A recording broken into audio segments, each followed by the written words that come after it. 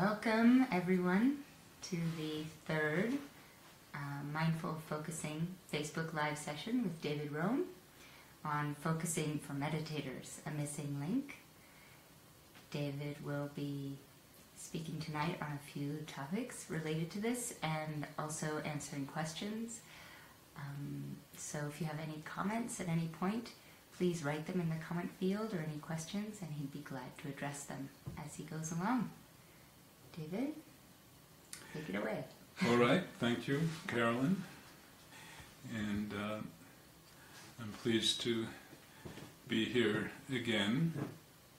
And it usually takes a few minutes for people to tune in. So I'm going to still wait a little bit. But if you are already watching, feel free to write something in the comment box, and we'll be starting shortly.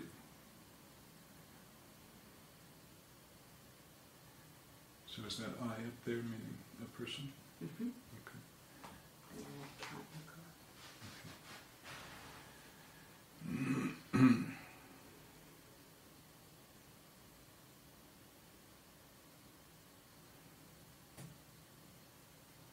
Welcome.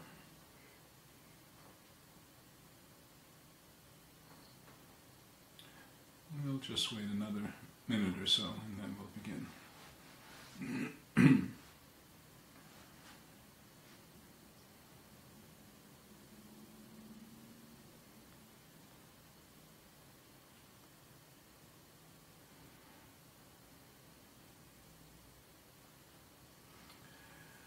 All right. So the first thing tonight is, I think some of you may know this already, but some of you may not. Eugene Gendlin, the founder of Focusing, died last Monday, a week ago. He was 90 years old and in poor health. But nonetheless, it's a very sad and kind of historic occasion. And there's going to be a large memorial service and colloquium in his honor in New York City in August. And we'll be posting that information for those of you who are in that area or might want to come and participate in that. I met Gene, everybody called him Gene. I met Gene now not quite 20 years ago, and I'll never forget how I met him. I went to, he had stopped teaching, mostly stopped teaching, but there was this one program that he gave every year that went on for maybe three or 4 days on the topic of thinking at the edge. And so I signed up for that. Actually, it was the second one that he had done. And I arrived and got out of my car and was going toward this kind of old Victorian house where the event was. And I saw this slightly stooped man, all alone, smoking a cigarette out on the little porch. And I knew instantly that must be he. And so I went up and introduced myself, and he welcomed me very warmly. And so I felt already an immediate personal connection to the man. So needless to say, Gendlin's work has had a great influence on my life, and a very positive one. And I ended up actually writing a whole book about it, about the focusing practice, which is only one aspect of his work, because he was also a philosopher. That was his primary discipline, was philosophy. and his philosophy is not easy, but it's fascinating, and I think is beginning to become better known. But anyhow, I served on the board of the Focusing Institute for a number of years back in the 2000s, and then I went off, and now I'm on it again. And so I got to know him, although he didn't always attend the meetings. But I also was able to visit with him he had an apartment on West End in Manhattan, and he was very gracious and welcoming people that he felt comfortable with. The apartment itself was a bit of a shambles, but it was just wonderful to be able to go and sit with him for an hour, or sometimes maybe even more, and ask questions and talk. So I got to know him pretty well, and he certainly was an extraordinary human being, somewhat eccentric, but brilliant, and I think really we can say one of the great minds of his generation.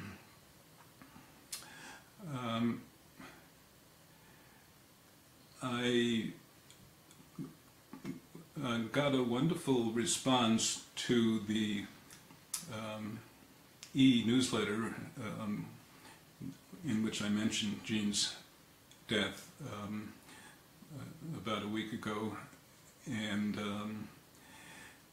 it says, it captures him so well, better than I could, that I asked permission if I could read it to everyone. And it's from David Sable, some of you may know him, in Nova Scotia. And here's what he says. I had taken him to meet Jen at some point. Thank you for making it possible to meet him years ago. He turned out to be a major influence on me personally and the contemplative pedagogy I continue to develop. I will never forget his brilliant, disarming delight when he would realize he hadn't reflected back exactly what someone said. His unembarrassed, gentle, precise inquisitiveness. Then there was his stubborn wish to make focusing available with little regard for intellectual property rights or its commercial potential. His extraordinary ability to move back and forth between the erudite professor and the gentle, earthy friend. His way of treating everyone like a peer. I felt I knew him like a familiar uncle. He reconnected thousands of people with their felt sense and will indirectly continue to connect mind and body for millions of people long into the future. Gene brought sanity into a troubled world on a large scale. So I think that really captures a lot about him in a very nice way.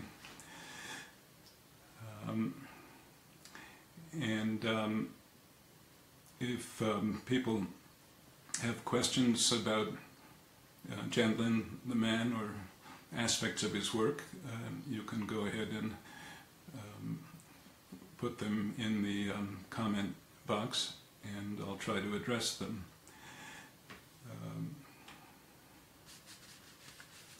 But right now I want to go on with our topic, which is focusing for meditators. Focusing for meditators, a missing link. I had one question posted in advance, and it's a wonderful question, although not an easy one to answer. So This is from Lau Brian, and he or she says, in the 5 aggregates, one is Vedana, feeling. Vedana is the Sanskrit word, feeling, which is either pleasant, unpleasant, or neutral. I wonder how we distinguish that from our understanding of felt sense. We are advised to be aware of feeling in the meditation. Feeling in the Satipatthana Sutra versus felt sense in focusing. The Satipatthana Sutra is one of the original teachings of the Buddha on mindfulness meditation. And it seems they are similar to me, as both seem to be preconceptual, i.e. both precede the occurrence of concept or perception. How can our practice enrich by it? So as I said, it's a great question, not easy to answer, although he, I'm not sure if it's a he or a she, is correct in saying that they're similar in both being preconceptual, preceding the occurrence of concept or perception. At least the occurrence of, well, even there, that's maybe not 100% true. But anyhow, the Vedana feeling, as some of you know, if you've studied Buddhism, is one of the 5, what are called the 5 skandhas. And these are the 5 components that make up our human experience. And the Buddha taught them for the purpose of showing that although we think of ourselves as a solid single self, that we're in truth not that at all. And that in fact what we experience as ourselves is made up of 5 different components. And they're translated differently by different people, and they're interpreted differently by different people, so that the whole doctrine of the skandhas is, if I try to simplify it, it'll be, somebody will say I'm wrong. But anyhow, the way that I got to know them through my teacher, Trungpa Rinpoche, was body is the first, feeling, perception is the third, and he actually called it perception impulse, which is very interesting. Concept is the 4th, and consciousness. And so it is an account of how, through this series of components, the illusion of being a self arises. And it's also part of the early philosophy of Buddhism, the Abhidharma, which saw everything as being made up of these components, almost like atoms, or dharmas they were called. So that's the context for this very good question. And I want to start with a quote from Gendlin, and I'm going to warn you that in this quote he makes a real oversimplification of what meditation is, and therefore sees it as not as negative, but as lacking, let's say. But anyhow, this is what he's saying, what he said. And the way most people I've spoken with practice mindfulness is that they sit upstairs and everything comes up the stairs, and they say, oh, he's angry, oh, he is this, and oh, he is that. They just sit upstairs and look at it all. This is an interesting metaphor for mindfulness, but I think you can see what he's getting at there. And then he says, no, go downstairs. But, of course, not back into the feelings, rather the body feel of the whole thing. Then you have a felt sense, and that is how you can truly detach. Just being frozen upstairs is a kind of strong discipline, but it doesn't give you the body easing, the body shift. If you are just the observer, you don't change. So, as I said, that is a bit of an oversimplification of what meditation is, but nonetheless, by contrasting it in that way, and especially what he talks about at the end, about changing, and of course, in the practice of mindfulness, we do change, but focusing is a much more direct way of working on issues, problems, challenges, decisions that can allow real change at a bodily level. And it's the kind of change that does not come just from thinking about things. And so in that way, focusing is very powerful and very helpful for meditators. It's a contemplative practice, and so meditators, generally speaking, have a good head start on the technique. I want to read one other passage. This is from let me mention that first one is from a wonderful interview that was done by Tricycle magazine in 2011, I think, with Gendlin. And I highly recommend it. It's still accessible there on their website. In fact, when he died, they actually posted that right on the top of their homepage. I don't know if it's still there. So. And this second one is from a man named Campbell Purton, who's an English philosopher who also has done a lot with focusing and has some experience of Buddhism as well. I think primarily in the Theravada tradition. And so feeling, as the questioner says, in the skandhas is quite simple. It's about, do we like it, do we dislike it, or is it neutral? And so it's almost a kind of primitive level response of the body-mind to something that appears. Good, bad, indifferent.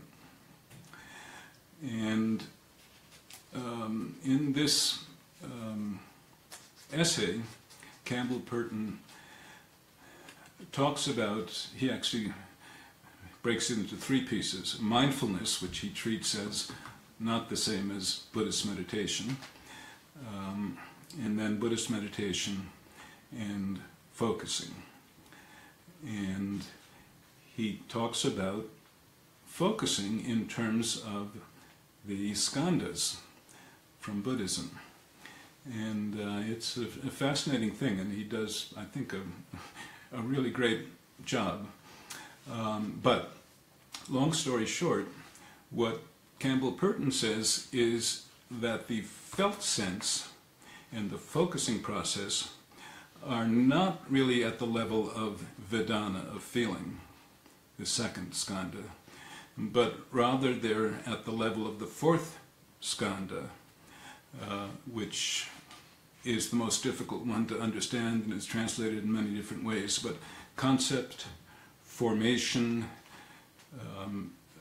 Purton even uses fabrication, and it is what we make of our experience. Let me read just one paragraph from his essay. I think that in focusing we give attention not so much to our circumstances, but to what we are making of our circumstances. The usual way of putting it is that we stay with our experiencing, but this can be misleading. Experiencing can cover bodily sensing, liking or disliking, and discriminating things. Those are his words for the first 3 skandhas. So experiencing covers all of those. Yet it is not these particular things that we concentrate on when we are focusing. The instruction is to let such particular things go by and return to our sense of that whole thing. That whole thing. But that whole thing is not something fixed. It changes as we attend to it. It is what we are currently making of our situation. We attend to that, and then, as various feelings and ideas come to us, that changes. And again, that echoes what I read from Gendlin about focusing being about a process of change. And change at a very individual and personal level.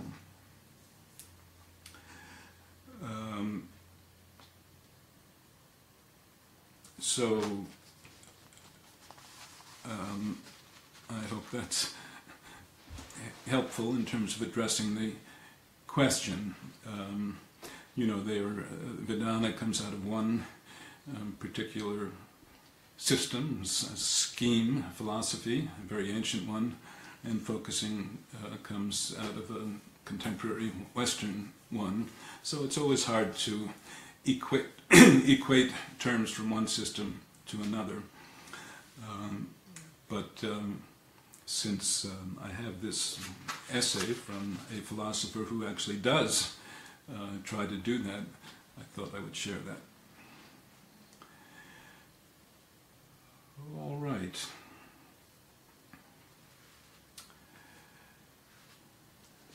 And we have a number of people I know who are participating, and I do invite you to comment or raise a question, or if you would like to know more about Gendlin himself, I'd be happy to spend some time with that.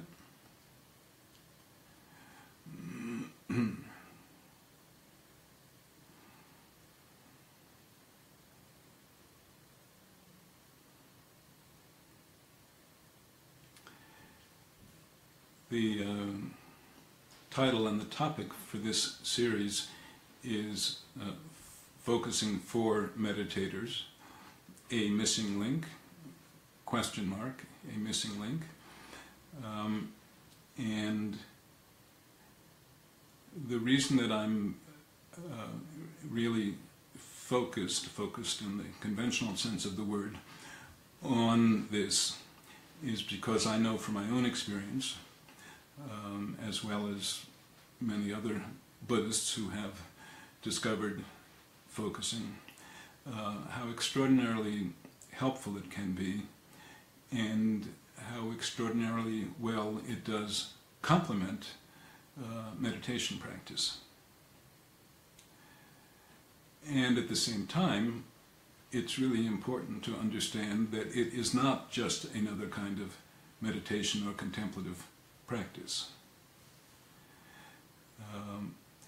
And it differs in bringing attention to a very particular domain of our experience, which is how the body experiences things. And the body, we could say there's 3 ways. One is just physically. If I stub my toe, then definitely my body lets me know that. And another one is emotionally. So if I'm getting angry, then my heartbeat will speed up and I'll feel hot and similar with other emotions like sadness or jealousy, whatever it might be. Janlin, in focusing, we're bringing our attention to neither one of those, but in a sense something that lies between them, or even underneath. In the case of emotions, it's a more subtle level of experiencing that can be found behind or beneath emotions. And so Gendlin called this the felt sense. So generally felt senses are found in the main part of the body, and they are murky, was Gendlin's favorite word. Murky, unclear, subtle, very transient, and in fact, for the most part, not noticed at all. Not noticed at all. And I mean, there are some things that we could call felt senses that we do notice. The example I like is butterflies in the stomach. If you're about to go out and address a crowd of hundreds of people, and all of a sudden you get butterflies in your stomach, that's a very bodily felt sensation. But it's not just physical, and it's not exactly emotional. It is the way in which the body is responding to, or we can say holding, the situation that you're in.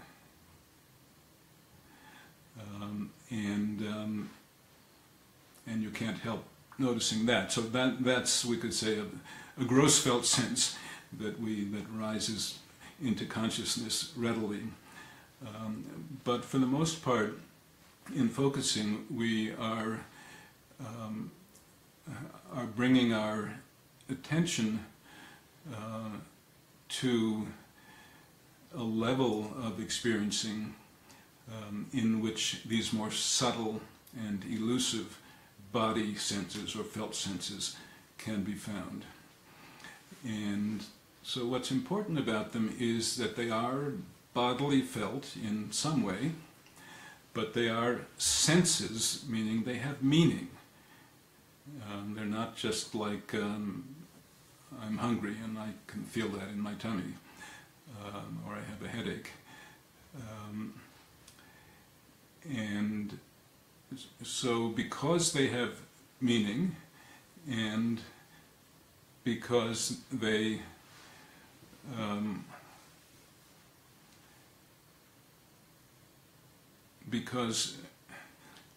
are the body's way of having or holding or being in situations, the body actually knows a lot more than the mind, than the conceptual mind does. But the body's knowing is pre-conceptual. It's felt meaning. But if we can become sensitive to these felt senses and spend time with them and allow them to come more into focus, which is why the practice is called focusing. It's a bit misleading as a name, but it's focusing in the sense that something that is murky, blurry, like looking through a pair of binoculars, and then gradually it comes into focus. And when it is in focus, then we can make a relationship with and enter into a kind of dialogue with the felt sense, from which we can gain fresh insights. Some of the things that the body knows that the mind doesn't yet know. And this allows us to find fresh ways of working with problems and all kinds of situations in our lives, not just problems, also creative challenges. All right, so Lao, forgive me, I still am not sure whether you're a man or a woman, but, and thank you for your earlier question.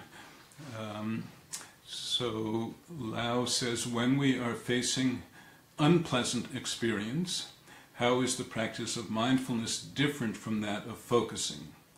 Mindfulness seems more of observing and disidentification, but focusing seems a bit more of interaction and carrying forward.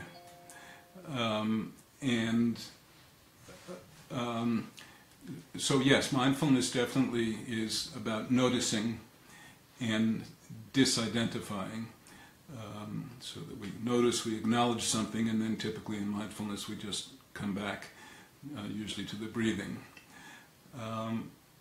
In focusing, it also starts with observing and disidentifying, so that we're not, so that we actually see some content of our body, and because we're seeing it, then we're a little bit outside of it. So in that sense, we're disidentified. And then, as I explained, yes, there can be an interaction which we choose to have between us, between me, and the felt sense, almost as if it were a different person. It's somebody who knows things that I don't know that I would like to find out about.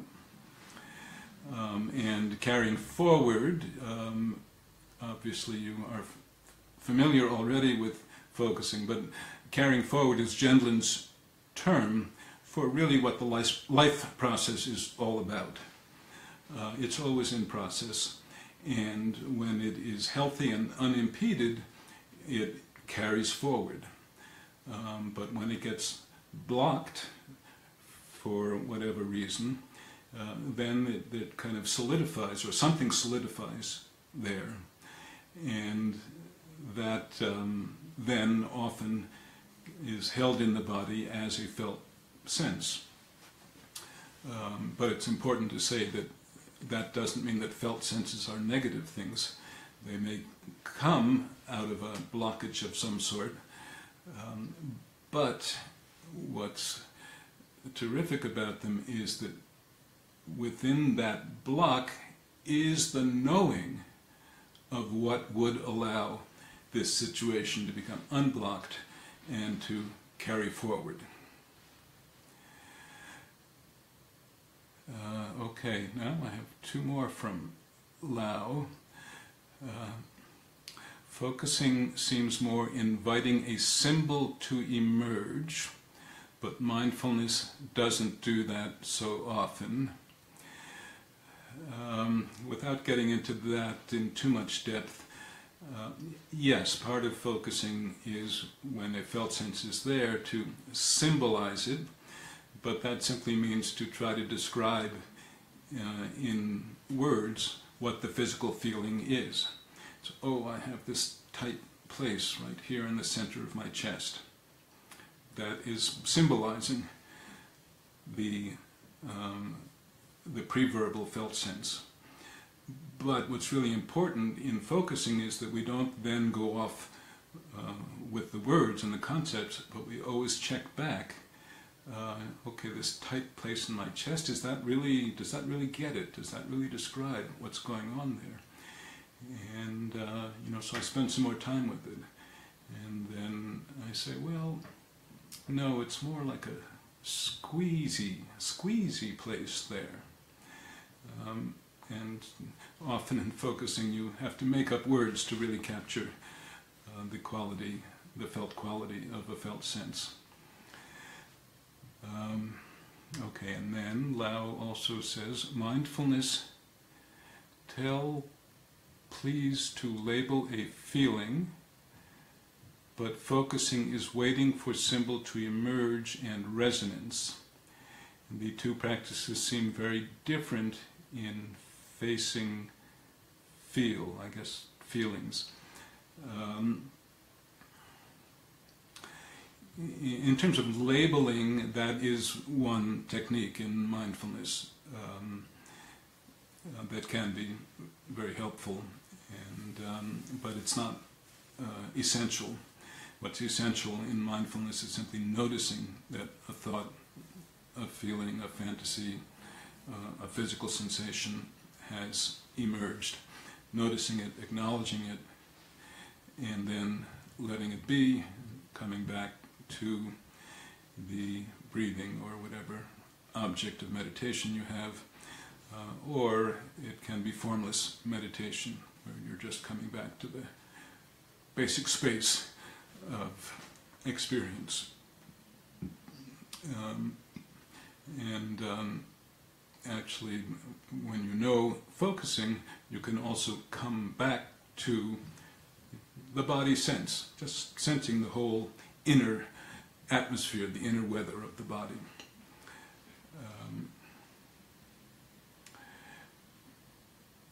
Waiting for the symbol to emerge.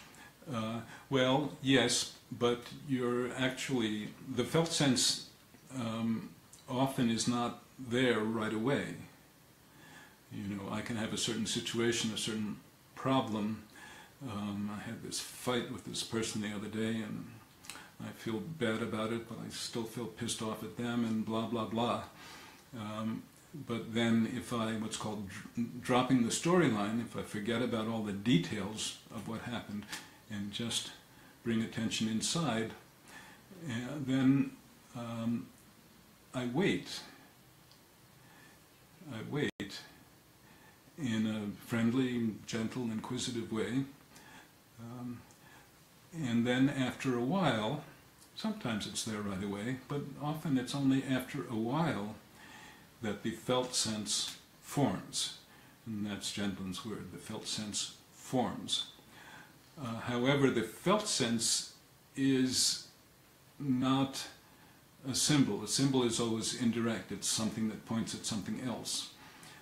But the felt sense is the actual experience of it. And that's why it can be so fertile. All right, well, thank you for those comments. And again, I'd be happy to have comments or questions from others. And especially if some of you are not so familiar with focusing. It's easy to... focusing is harder to explain than meditation is. Now, it's hard to convey the experience of meditation in words, but to explain how you do it is pretty easy. You sit down and notice your breathing, and notice what comes up in your mind, and then let it go, come back to your breathing. That is an explanation of mindfulness meditation. Focusing is much harder to articulate in words because it is referring not to something that we know very well, like the breathing, but rather this murky kind of inner feeling.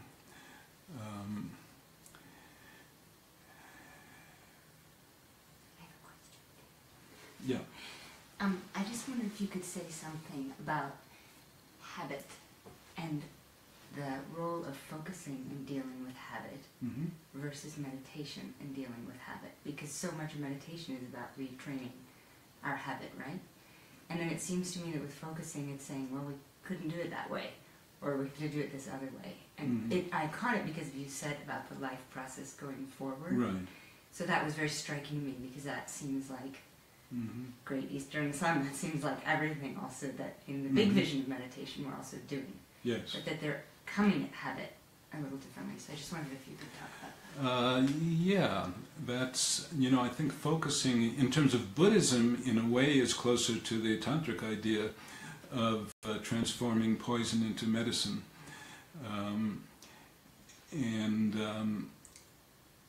So and I'll give an example. I'm actually writing an article for Tricycle magazine now that will be out in the August issue. And so there I give an example from my own experience. One of my habitual patterns is avoidance. I think I'm probably not the only person with that habitual pattern, but it has been a kind of a lifelong thing for me, and especially if I'm doing something, then I get interrupted, and then I feel like I've lost my place, I don't know where I am, and I can't go back, so I avoid it. So in mindfulness, it might come up, but as we've been saying, the job is just to notice it, acknowledge it, don't get involved in thinking about it or trying to solve it, just come back to the breathing. In focusing, the first step, very importantly, is to notice that I am avoiding. So typically, especially earlier on in my life, I wouldn't even be conscious that I was avoiding. It would be more like, oh, I need a break now, or oh, I'm hungry, I'm going to go upstairs and get a snack, or make another cup of tea. So that is the result of the avoidance. But I didn't have a clear, again, felt sense of avoiding. So now with focusing, I know to when that impulse comes, okay, I have to stop now, and I have to go up and get something to eat. So now I know to pause there, and again kind of drop the storyline of it, and sense, well, what does that really feel like here in my body? And for me, it generally is some kind of a squeezy place here in the chest. That's a familiar one for me. And then there's two possibilities. One is that I choose to really spend some time with that and help that to kind of crystallize, to become more present. And then there are questions you can ask to the felt sense.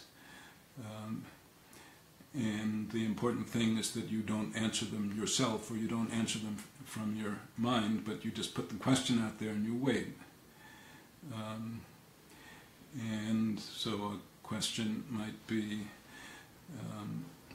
well, what's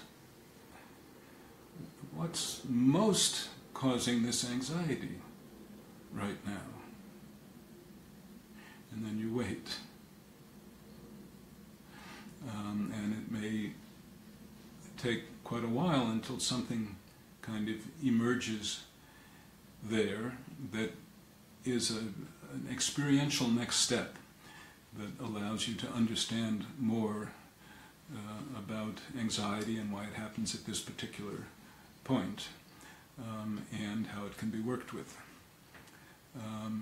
Now, more often for me, since I am not wanting to continue avoiding the thing that I'm supposed to be doing, I'll just pause there, notice, oh, there's this squeezy, uncomfortable sensation here, that's avoidance, yeah. And so let me just spend a little bit of time being with that and feeling it, acknowledging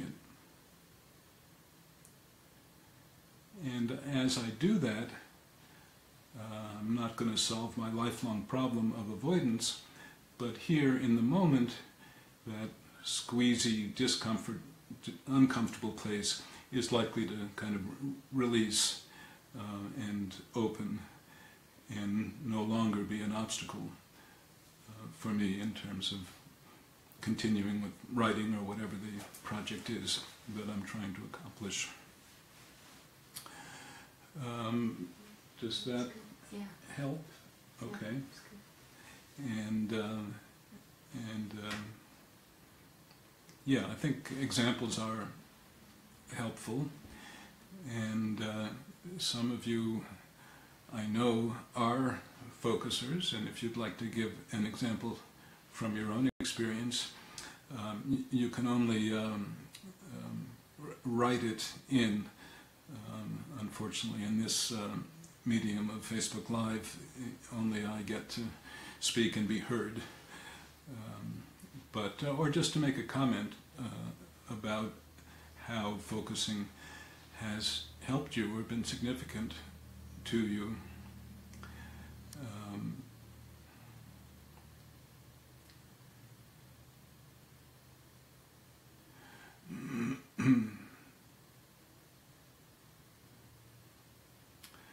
We have 15 minutes remaining, and so we try to do an actual experiential exercise. And I know I did this once before, but since I've just been talking about it, I'd like to do the one that is called dropping the storyline, because this is just a key step in focusing.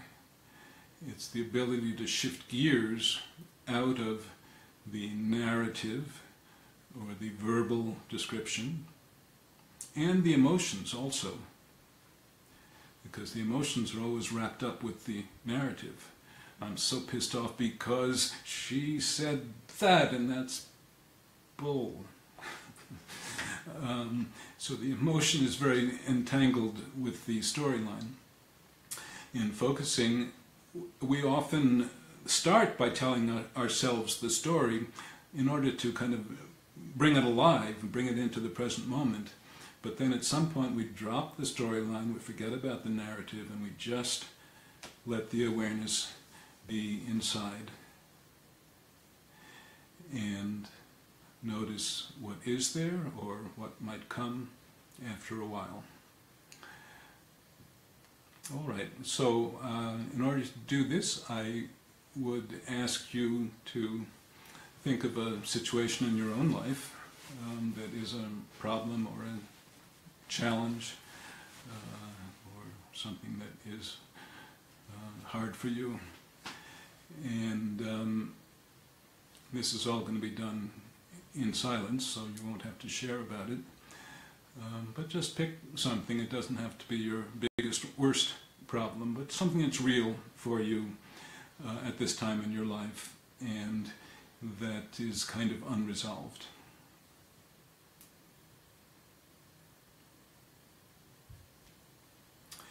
And start to think about it in the usual way, or if it's something that happened, like a conflict with another person, then it's about kind of remembering what happened, kind of bringing that alive again. Sometimes it's about a decision, so it's future-oriented.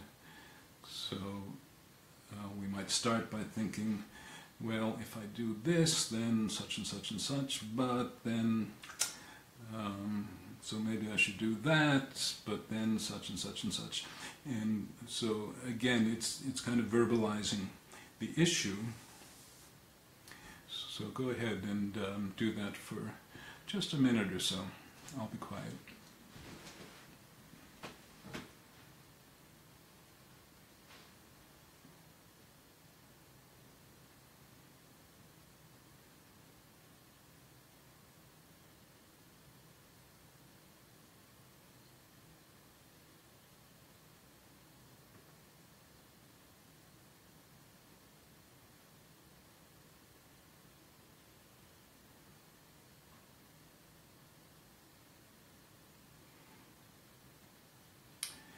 And now, even though you probably have not told the whole story or even very much of it, but just let the story go and see what's going on inside.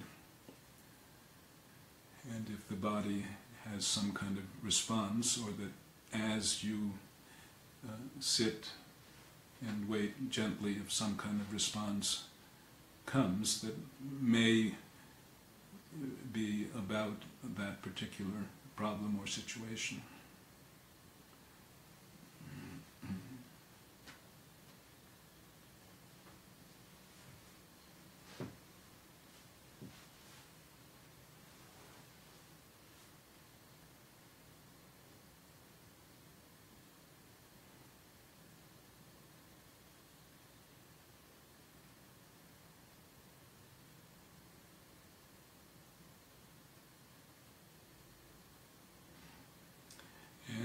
do notice something that is a felt sense or seems like it might be a felt sense,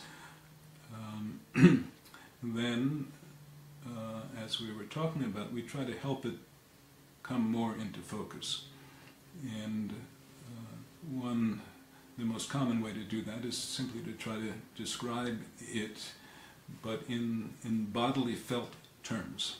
So, if I say, oh, I feel sad, well, that's an emotion word, and that's fine. You can start with an emotion word. But then, what does that actually feel like in the body right now? Sadness can feel many different ways. Anger certainly can feel many very different ways. So what's the kind of substrate, the subtle underneath feeling? And can I find just the right description for that? We're talking about very brief, just a word or 2 words or a phrase. Sometimes it's an image, and that's fine. But as long as you check that image back against the felt sense and see, does that really capture it?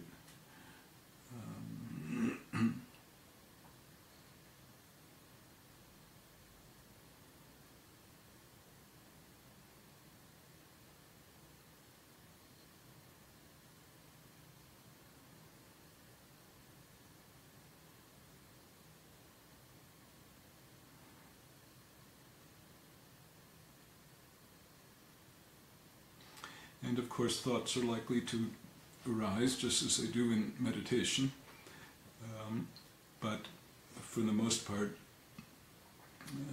we do just as in mindfulness, we just acknowledge them and let them go.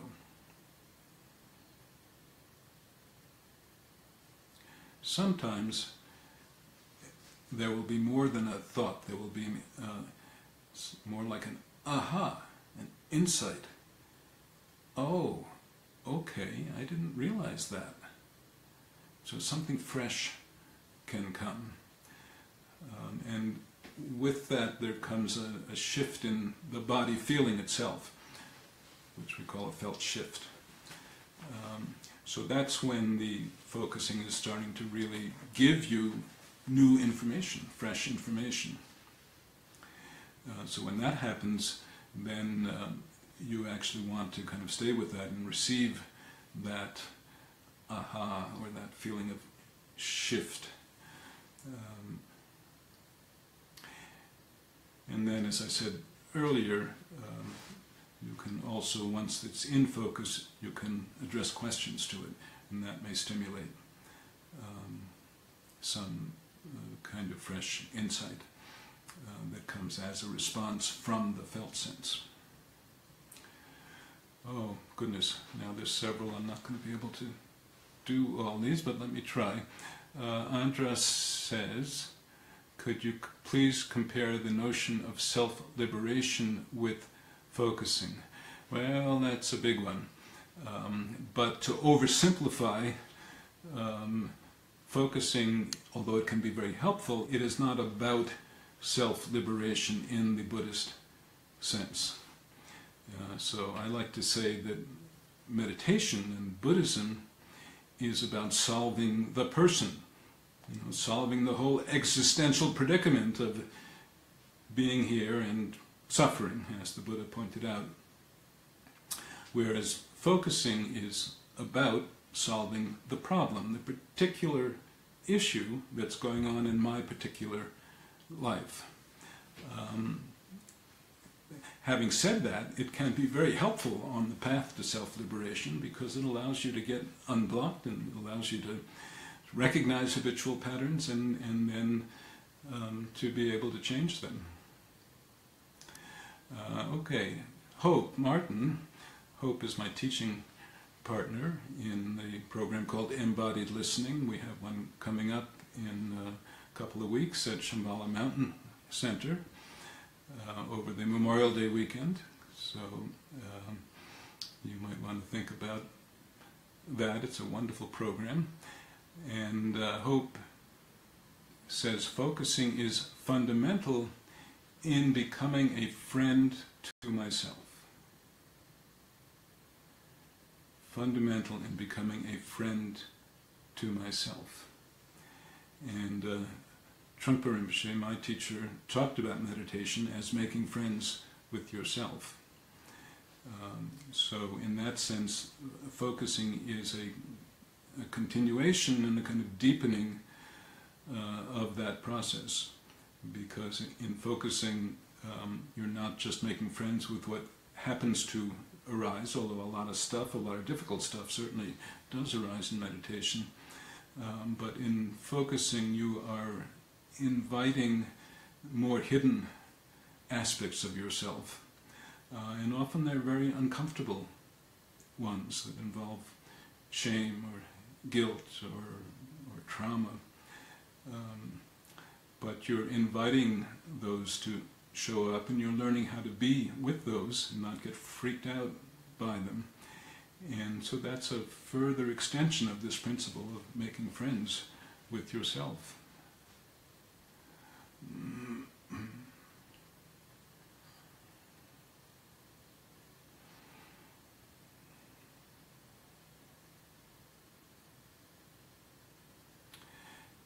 And in focusing also, we talk a lot about self-empathy or self-compassion.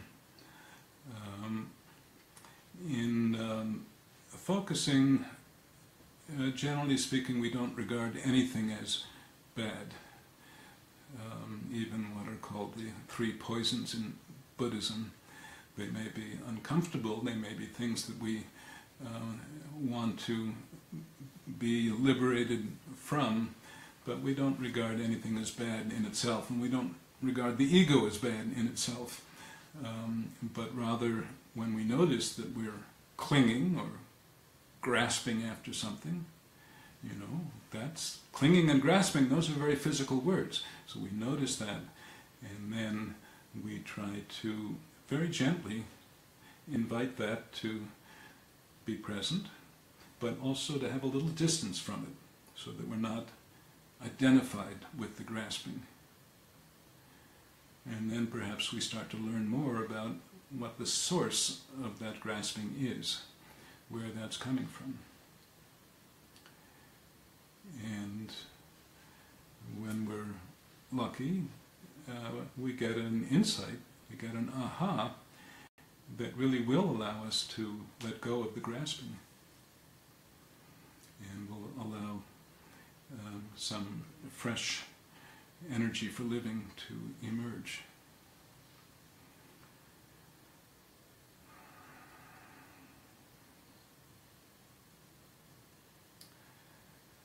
All right, well, thank you so much for being present and participating, those of you who sent in questions or comments. We're just about out of time now, and I'll ask Carolyn if she could just say a few more words practically about what other opportunities there might be for people, or whatever you think is helpful. Yeah, well, first of all, this will be posted on the Mindful Focusing Facebook page right afterwards, Right. and also on David's website, mindfulfocusing.com. So that'll be posted in the blog section of his website and also on YouTube. And I think mainly I'd just like to say, again, if any of you are interested in trying a more in-depth personal focusing session, especially if you have any specific things in your life that you just feel you're hitting up against and not breaking through, I would just encourage you to try a session with David. So you can contact him through his website, again, mindfulfocusing.com, to set up a session with him. And yeah, it's a great way to really go a little bit deeper and start to see how you can do this for yourself as well. Yes, well said. It's, because I don't regard myself as a therapist. I'm not a therapist. But my primary purpose is to help you learn this process for yourself. But often I can also help when you are dealing with a difficult issue to find some fresh air around it. So it's something that I charge for, and that's part of my professional work, but I enjoy it very much, and most of the people that I work with really feel that they get a lot out of it. Yeah, and he charges very reasonably, I might add. So, yeah. All right, All I right, think that's wonderful. we're done. Okay, we'll see you all in about a month, and we'll let you know when the next session is. Thank you, David. Thank you.